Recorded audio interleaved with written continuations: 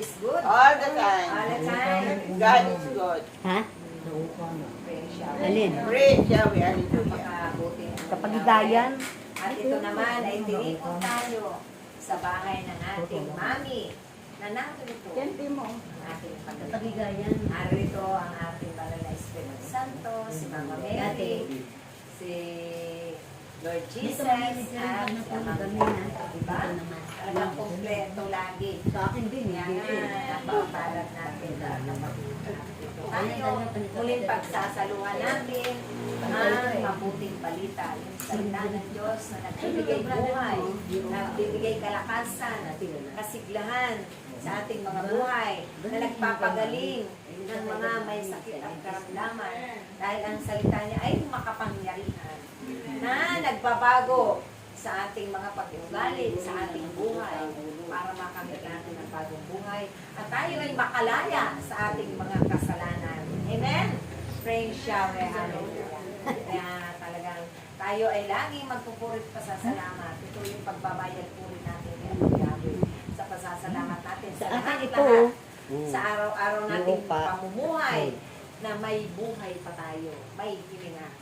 Kahit may mga pagsubok na pinahintulutan siya, ito tayo, nakakangiti pa.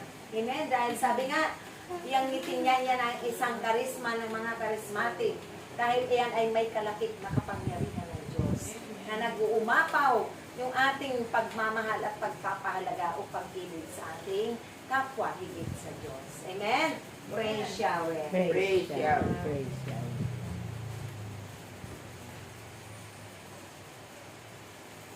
Ito yung pagsabi ng ating Panginoon tungkol sa kanyang kamatayan. Ikatlong beses na. Hindi lang pala 2 beses nagsasabi ang Panginoon sa mga disipulo niya. Ano po, brother?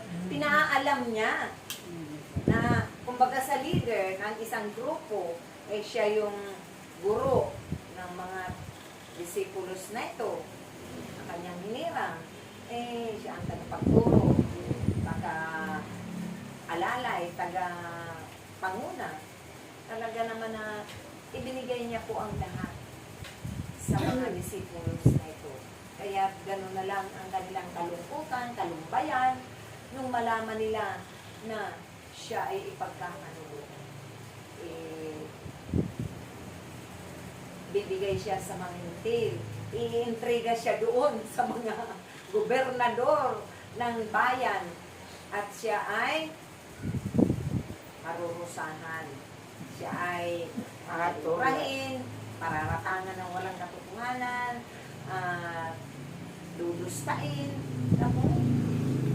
at pasa na nga siya ng ating mga kasalanan. Tinakot talaga niya ang katakot-takot ng mga paghihirap at pasakit. Yun nga ang kalbaryo ng cross ng ating Panginoon.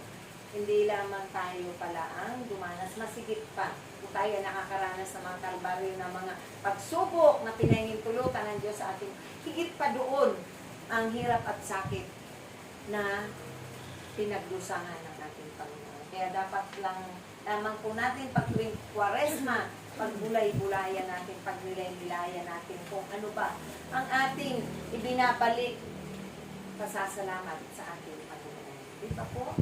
Na tamo, siya ay anak ng Diyos. Kaya niyang sabihin, isang titik ko lang yan. Dahil ako'y makapangyarihan, di ba po, brother? Kaya niyang gawin yun, pero hindi niya po ginawa. Dahil ito ay itinakda sa kanyang buhay. Talagang sinunod niya yung kalooban ng Ama. Sabi niya nga, doon sa pananalangin niya, ako'y magdadanas ng saro ng paghihirap. Pero kung maaari, Ama, ito'y hindi dapat maganap, pero kalooban mo ang siyang susundin ko. Tunay na tayo bilang tao, kung kalooban ito ng Diyos na tayo ngayon ay natuto na, napanguto na sa ating mga buhay, na marami na tayong napakinggan ng mga aral ng ating Panginoon, kahit papaano, nauunawaan na natin kung bakit tayo tinawag ng ating Panginoon. Kasi siya ang unahin natin bago pa man yung bagay sa mundo. Bagamat kailangan natin maghanap buhay, pero kung tayo ay tinakda niya na, napapanahon na para tugunin natin yung kanyang panawagan, Amen. tugunin natin. Dahil mahirap na. Gusto ba natin? May kalayaan man tayo na ibinigay ang Diyos. Ano ba ang gusto natin? Kaparusahan o doon sa apoy, sa dagat-dagatan apoy na walang kamatayan? Siyempre gusto natin doon sa makarating tayo sa buhay na walang hanggan. Amen? Kaya dapat mapag-isipan ito ng bawat Kristiyano na maging matalino tayo sa isa't isa na ay, kaya pala naghirap ang ating Panginoong Jesucristo dahil sa ating mga kasalanan. Dahil sa akin, kung bakit siya dyan na ipako sa krus. Dahil sa aking mga kamalian, sa aking mga kapasawayan, sa aking pagsuway. Dahil mga masusuwayin ang tao na magpasuway talaga po tayo lahat. Kaya nga, sabi nga, huwag natin sabihin na wala akong kasalanan. Pwede ba na may tao na walang kasalanan? Di ba po? Hindi naman pwede yung ganun na kahit man mumunti yan, kasalanan pa rin. Pagtundog yan, kasalanan pa rin yan sa Diyos. Ating mga pagkukulang, ating mga nasasabi, nabibitawang pananalita, ating mga iniisip ay kasalanan pa rin yan. Kaya ito yung itinakda na buhay sa ating Panginoong Jesucristo. Kaya nawa, tayo naman ay makiisa. Kaya nga kung nagkakasakit tayo sa ating physical na katauhan, kung tayo ay may pinagdadaanan na mga matinding pagsubok o suliranin sa ating buhay, nakikibahagi lamang tayo sa pinagdaanan ng ating Panginoon. Pinahintulutan yun ng Diyos kasi minsan tayo ay nagkukulang o kadalasan nagkukulang. Tayo ay hindi na nakakaalala sa Diyos. Lalo na kung tayo ay pinagpala na. Nakakalimutan na natin magpasalamat. Nakakalimutan na natin magdasal bago pa man matulog. Bago pa man magbalak o mangarap ng mga biyaya na pagkakakitaan, dapat nandoon pala katuwang natin, kasama natin sa ating pananalangin ang ating Panginoon. Sa paghingi natin, ano bang magandang hanap buhay? Ano ba ang gusto mo, Lord? Tatanungin pala natin din ang Diyos. At pakikinggan din natin yung mga sinasabi niya. Para tayo ay matuto. Dahil hindi tayo, lahat ng oras tayo ang nagsasalita. Dahil may mga mensahe rin ang Diyos sa atin. May ibig din siyang iparating na mabubuting bagay para tayo ay hindi mamawaw mali, hindi magkamali ang ating. Lahat naman tayo kasi po may mga pangarap, di ba? Isang po sa mga pangarap natin. Sa pangarap na yon dapat kasama ang Diyos sa ating mga pangarap. Para tayo ay magtagumpay. Amen? Kaya nga ang ating Panginoon ay talagang naroroon yung pagsunod niya sa kalooban ng Ama. Eh tayo pa kaya na mga anak tayo ng ating Amang nasa langit? Sino ba ang susundin natin? Yung ating bang sarili? Sa ngayon po, hindi na natin sinusunod ang ating mga sarili. Pagkos yung kalooban ng Ama, yung kalooban ng Lord.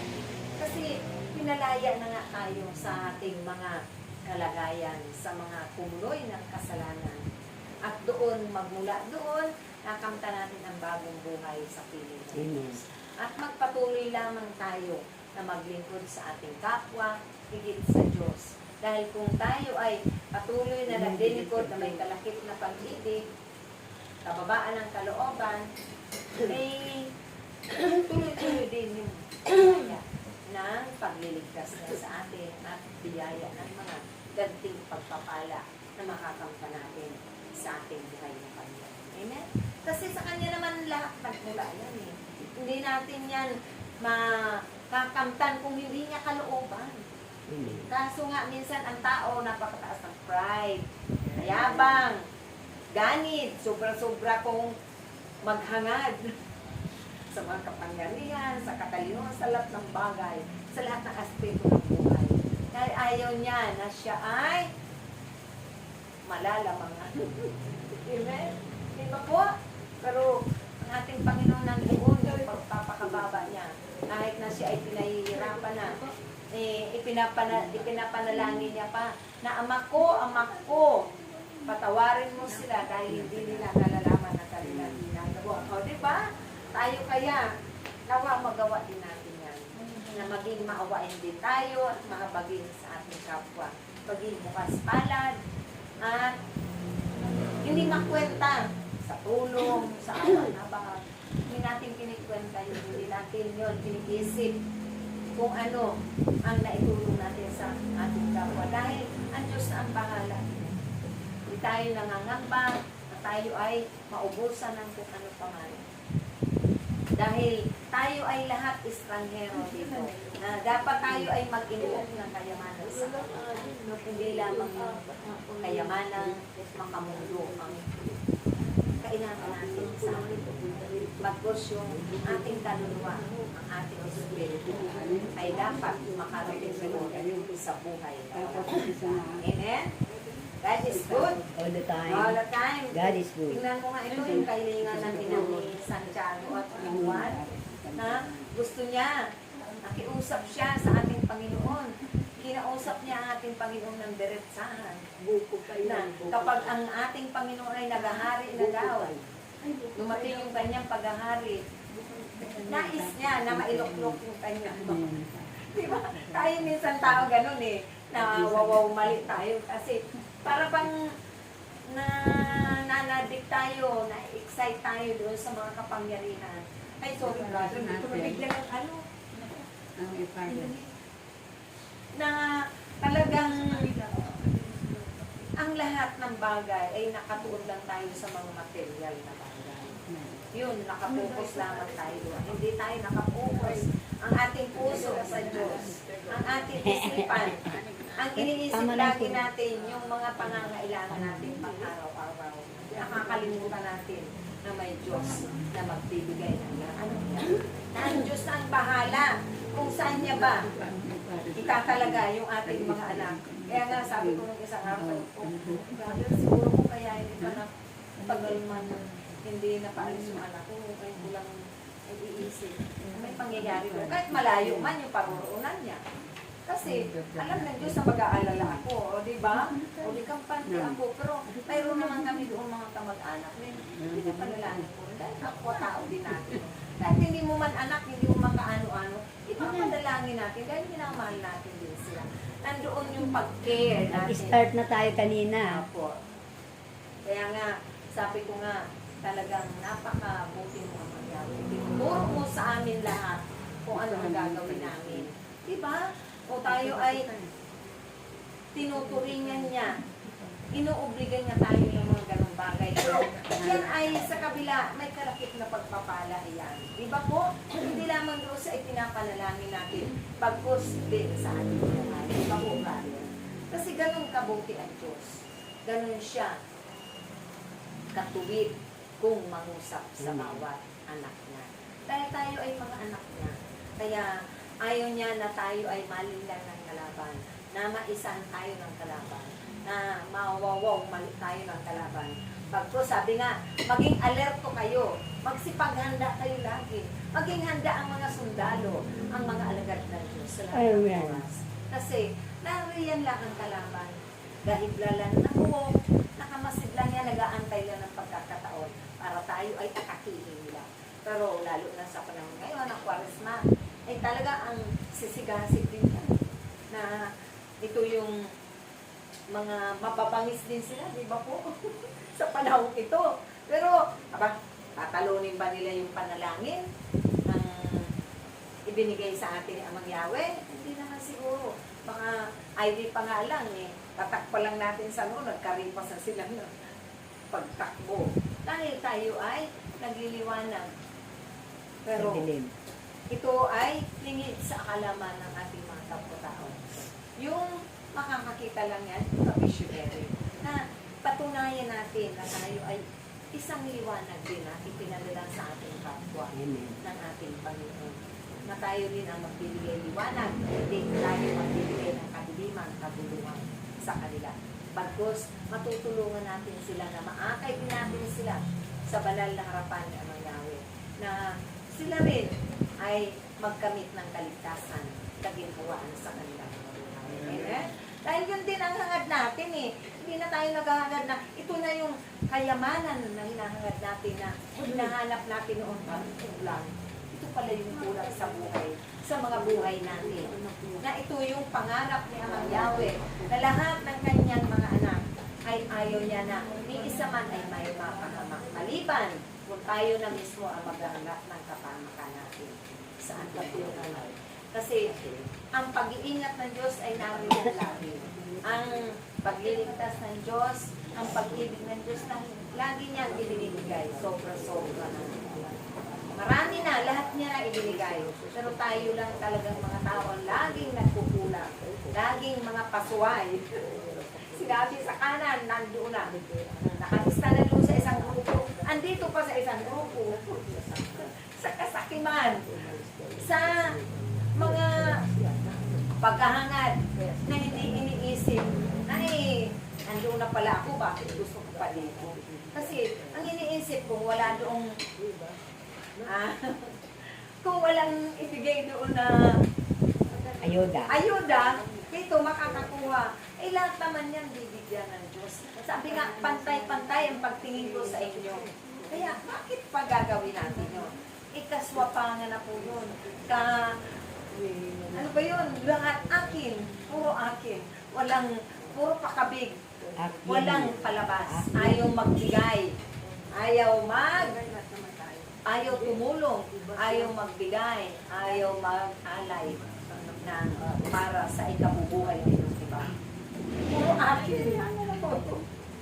Kaya, mahirap dahil nga kulang sa kaalaman. Kaya tayo na mga narito na, kahit paano unti-unti tayong hinuhubog ang Yahweh. Sinasanay sa mabuting bagay para ito rin ang ating maibahagi. Mapatutuhanan natin na napakabuti ng Diyos. Dahil ang kanyang pag-ibig, ang kanyang hangarin, kung bakit tayo pinili niya at itinakda niya ang ating mga. Amen? Praise Yahweh. Hallelujah. Amen. Hallelujah.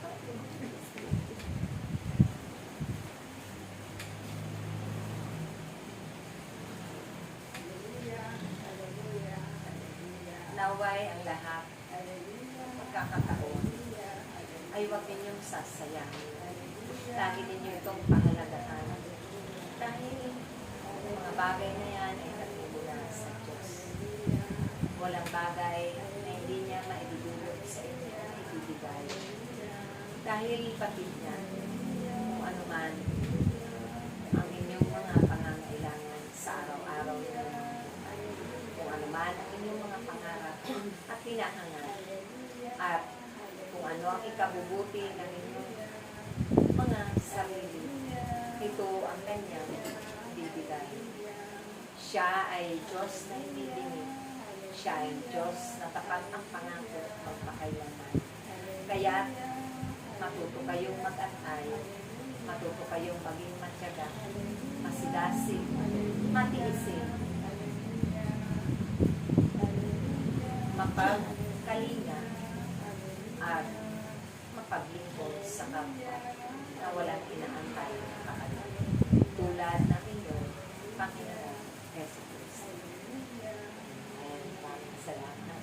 Kaya nga sabi nga nitong nanay ni Juan, ni San Juan, ay talaga naman, ang mga nanay kasi ang hangarin para sa mga anak ay ikabubuti ng mga anak. Kaso nga minsan, tayo ay masyadong ang ibang nanay, hindi naman lahat ng nanay, mapabuti ang mga anak. Kaso nga, kung hindi naman yun ang kalooban ng Diyos, di ba po, brother, bakit mo hangarin? Bakit pangungunahan natin ang Diyos? Kung ano ang itatalaga sa buhay ng iyong anak, ng iyong buhay, di ba po? Dahil siya ang nakakaalam kung ano ang ikabubuti natin para sa isa't isa. Kung ano ang makakayanan natin ganapin. Dahil wala namang maililihim sa Diyos ating pinapapuri natin. Hindi pa nga natin hinihingi, binibigay nila. Eh, baka naman, hindi pa oras ang panahon na italaga niya o ibigay niya ang mga bagay na ating ipinapanalangin. Kaya, nawa tayo, huwag tayo manghinawa. Kahit matagal ng panahon na hindi pa man ibinibigay ng ating Panginoon, ang mga hinihingi natin at ipinapanalangin, huwag tayo hihinto sa ating pananalangin, sa ating paghingi. Maging masigasig tayong tagapaglingkod ng Diyos. At tunay na sa kabila ng lahat ng yan, sa ating mga tiisin na yan, sa ating mga pasaning krus, sa araw-araw nating pinapasan, makakayanan natin yan sa tulong awa. Kasi andyan yung presensya niya sa ating puso. Siya na yung nananahan, hindi na puot at galit ang natin yan. Hindi na mga pangamba, pag-aalala. Dahil marami tayong alalahanin bilang nanay sa ating mga buhay. Ipinagkatiwala na natin po sa Kanya ng buong buo. Kaya pag ipinagkatiwala na natin ng buong buo, buong kababaan ng kalooban, asahan natin ang panghawakan ng kanyang Panginoon. Dahil hindi tayo mabibigo. So yun lamang po. Maraming salamat. Praise the Lord. Praise Yahweh! Dapat po tayo sa pangalawa sa ating pahayag ng mabuting balita ng ating Panginoon sa ating panahon at sa nababang panahon. Walang dilit iba, Sister Mel. Hindi na Mel. Amen. Amen. Opo, dyan pa rin po. Praise Yahweh. Praise Yahweh.